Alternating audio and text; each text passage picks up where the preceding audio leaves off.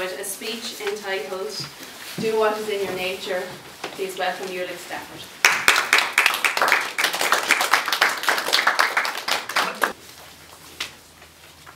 Toastmaster, fellow Toastmasters, welcome guests. Do what it is in your nature to do. For a long time I just wondered at how important that statement was, but as I got deeper and deeper into a study of Stoical philosophy, I began to realize how important that particular statement by the former Roman emperor and Stoic philosopher Marcus Aurelius was. As far as Stoics are concerned,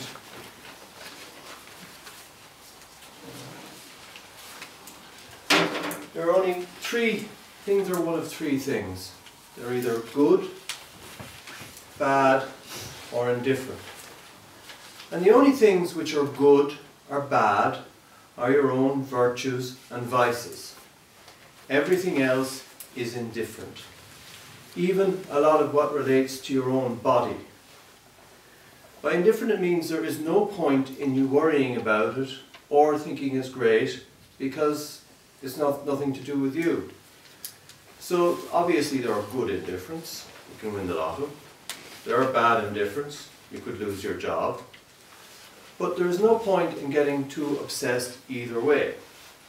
You only really worry about your virtues, trying to improve them, or your vices, trying to reduce them.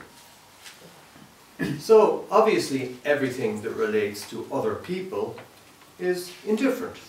What other people do, think, say, even things that they do to you are indifferent if you can't do anything to stop it. And you shouldn't really worry about it too much. Now, unfortunately in life, if you spend your whole time just worried about your own virtues and vices and not worrying about anything else, then you consider that you're one of maybe 7 billion people on the planet, which is a large place, until you consider the expanse of space and it's just a small rock going around a medium-sized star on the outer branch of a medium-sized galaxy of 100 billion stars and billions in the universe, which has been around for 13.8 billion years compared to your lifetime. You know, they start to look at that and think, gosh, I don't really amount to very much here. And if everything that I do or say, or is only really, all that's really important is to me, well, what does it matter? So here you can see that there's not much of a disparity between Stoicism and nihilism. Now nihilism comes from the Latin nihil, meaning nothing. It's a belief that nothing is important. And you can see that a lot of people, probably if they think too much, will end up thinking, gosh, what is the point of it all? And maybe that explains why a lot of people kill themselves, you know, which is very tragic. So, then, everything comes back to what is in your nature. Look at animals. You don't hear of animals going off on these major kind of psychological discussions and ending up trying to decide whether life is worth living. No, they just live their lives. Cow will get up, graze the grass, chew the cud, and amble off to the milking parlour a couple of times a day. Or your dog will run around like a mad Egypt, maybe chasing a rabbit, and scavenge for food and lie down in the sun. You know, not much thought to it. He's doing what is in his nature to do. So that is what cue we should take, in the words of Marcus Aurelius, get up and do what is in your nature. But sometimes you quite question, but what is in my nature? What should I be doing? I've got a little trick. One I got from a blogger, a guy by the name of Robert D, and he has this thing to do.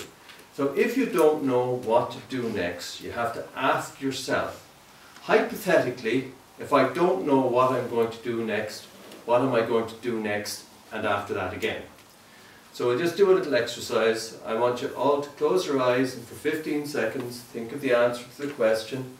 Hypothetically, if I didn't know what I was going to do next, what am I going to do next, and after that, okay?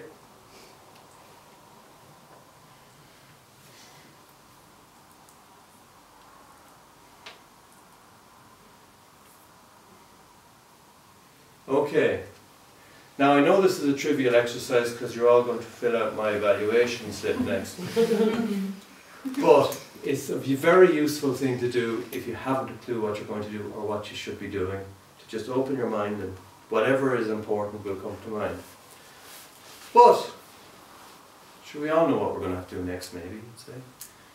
A much bigger question I have to answer. What am I going to do with my life? So here I got a cue from another blogger, a guy by the name of Mike Figliuolo, who writes a blog called Thought Leaders.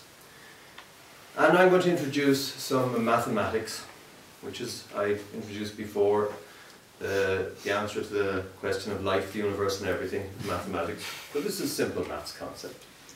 It's called sets, a Venn diagram. And Mike came up with a simple concept of a Venn diagram. And as you can see in that chart, there are three things that you should consider.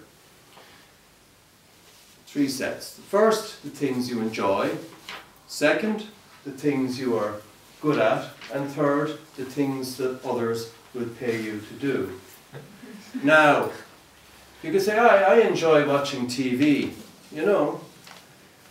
Or you could say, I'm very good at watching TV. I haven't missed an episode of Corrie in 27 years. Or even better, I'm so good at watching TV, the Indo pays me to write a column on it.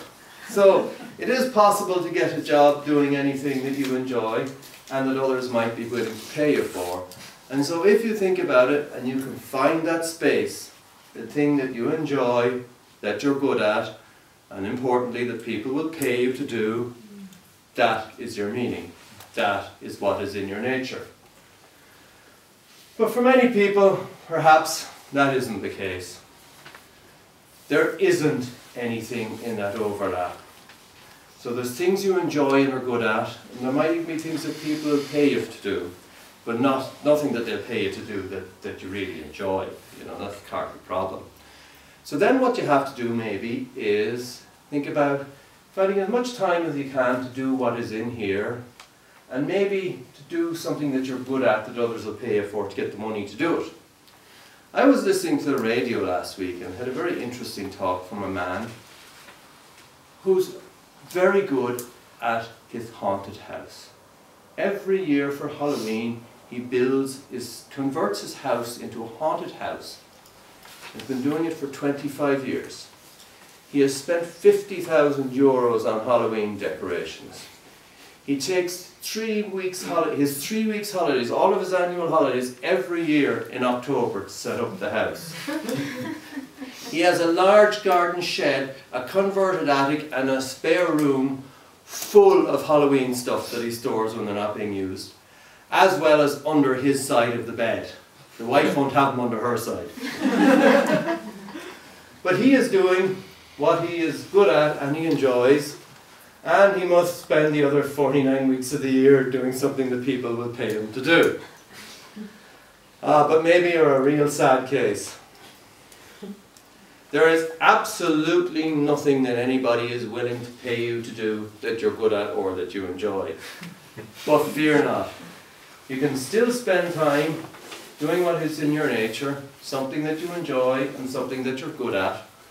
Because we're fortunate enough to have kind of a welfare system where you'll at least get paid something if you don't do anything.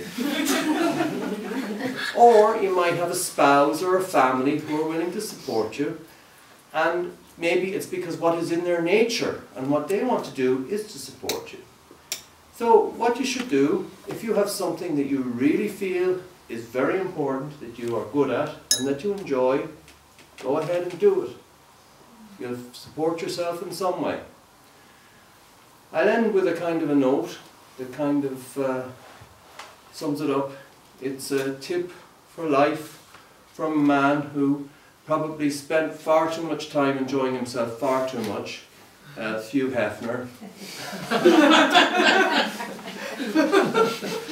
Life is too short for living someone else's dream. Thank you.